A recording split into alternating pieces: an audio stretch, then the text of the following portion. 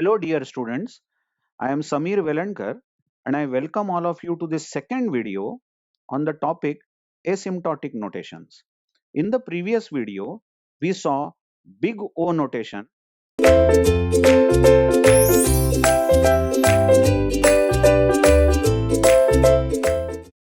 where we saw how one function can be less than other function.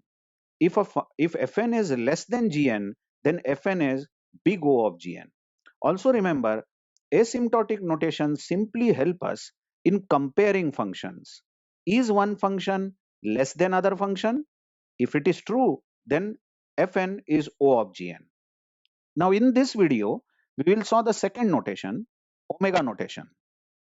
Trust me, it is going to be very easy after having learned O notation. Now omega notation here is defined as follows.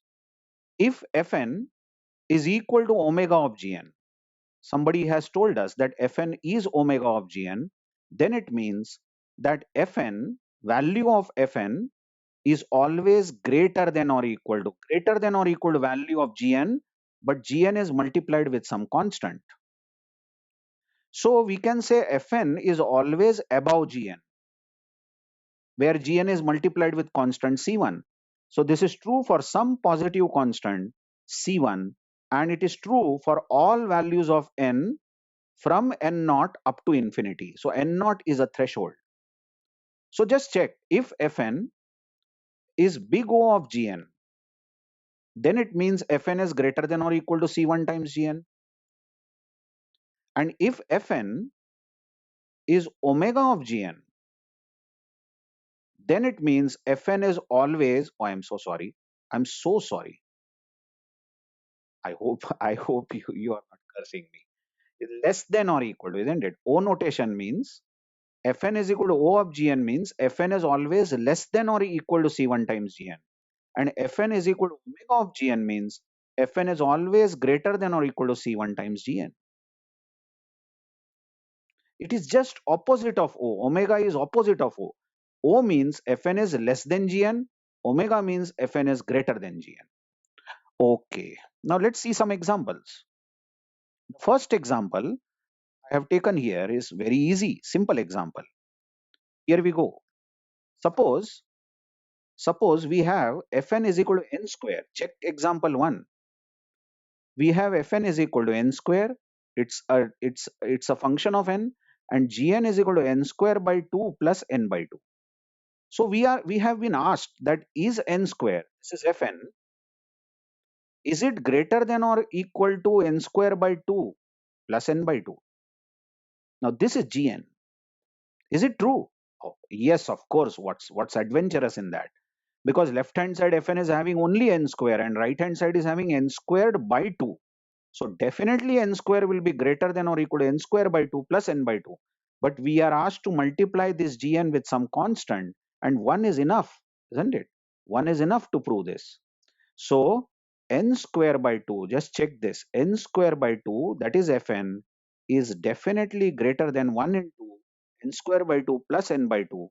This is true for constant c1 equal to 1 and n greater than or equal to 1. Note, this relation will be true for all values of n from 1 up to infinity. Substitute any value of n.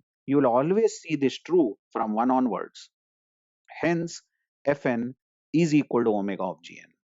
So fn is always greater than or equal to value of gn. Example 2 is more interesting. Let's see. Example 2, we have a function fn. We have a function fn which is n square. And gn is 3n square plus 4n plus 1. So somebody asks us, is n square, that is fn, is it greater than or equal to 3n square plus 4n plus 1? How can it be possible? This will be false, because left hand side is having n square, only n square, and right hand side gn is having 3 into n square, isn't it? So how can be n square fn be greater than or equal to gn? But remember, we are allowed to multiply gn with a constant, and we can forcibly make this relation true. And the best constant, remember the previous video, the best constant we can take is you take coefficients of all the terms of Gn and add them. So 4 plus 3 plus 4 plus 1, 8, and you find reciprocal of that. It will be 1 by 8. Check that now this relation will be always true from n greater than or equal to 1. Let's see. N square is greater than or equal to 1 by 8 into 3n square plus 4n plus 1. We are claiming this. Put n as 1 on the left hand side and right hand side. So left hand side is 1 square is greater than or equal to 1 by 8 into the right hand side for n equal to 1 will be 8. So this is going to be 1 and 1 is greater than or equal to 1, correct or not? Put n as 2 on both sides.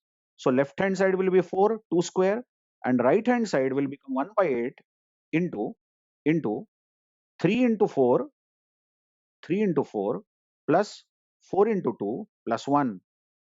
So this will be 12 plus 8, 20 plus 1, 21. So is 4 greater than or equal to 1 by 8 into 21? Indeed, because this is going to be 2 point something, isn't it? So 4 is greater than or equal to 2 point something, which is true. You will see that this relation fn greater than or equal to gn will be indeed true for all values of n from 1 to infinity, provided the constant c1 is 1 by 8. Now somebody will argue, why 1 by 8? Sir, I'll take 1 by 8,000. I don't mind. You take any constant, but see to it that fn is forced to become greater than or equal to gn for that constant and up to infinity for all values of n. Hence, we have proved enough in this example that that the fn n square by 2 is greater than or equal to gn multiplied by 1 by 8. This is true, isn't it? So fn is equal to omega of gn. Okay. After seeing the first two examples, all readers start feeling that any function can be proved to be omega of any other function. Look at the structure of the lecture. Same point I raised about O notation also. If you have, I'm sure you have watched the previous video. Now, it's not always true that any function can be omega of any other function. Let's prove. Suppose fn is n square and gn is 3n cube plus 4n square plus 2n plus 1. Here we go.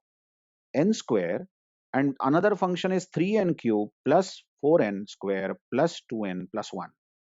And somebody asks us, is n square greater than or equal to 3n cube plus so and so?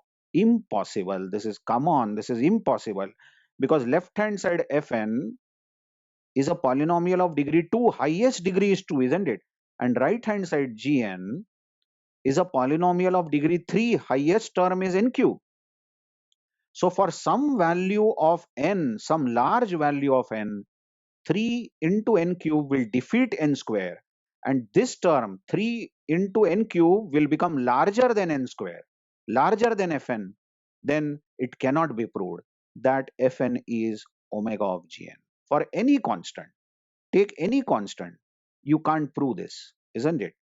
So hence fn is not g of n. I hope you are understanding. We are going through same parallel, same lines as compared to omega O notation. So fn is not omega of gn. Some observations worth doing. Never ever forget these observations. Now the observations we do here is, first one is that fn is definitely omega of gn. You can surely say fn is omega of gn if degree of fn is greater than or equal to degree of gn. If their degrees are equal, definitely you can prove using a constant. And if degree of fn is greater, you can still prove it. Like in example 1, we proved n square is greater than or equal to n square by 2 plus n by 2. Isn't it? Because degrees were equal. Both polynomials were of degree 2. In the second exercise, we proved n square is greater than or equal to 3n square plus, I think, 4n plus 1. We were able to prove with constant 1 by 8 because degrees were equal. Now just check this. Is n square, just check this. is n square greater than or equal to n plus 1? Oh, what exactly? This is such a joke. Definitely n square, that is fn, will be greater than or equal to gn, because the left hand side fn is having higher degree, n square. So value of fn will be greater than value of gn. Gn is hardly of degree 1. Of course, this will be true for any given value of n, a large value of n. This will be definitely true. Come again. Is n raised to 6 greater than or equal to 3n square plus 1? What adventure in this? Definitely, 3n, 3n, n raised to 6 is greater than or equal to 3n square uh, plus 1, because degree of fn, left hand side, is greater than degree of gn. Okay, so I hope you have understood the first observation.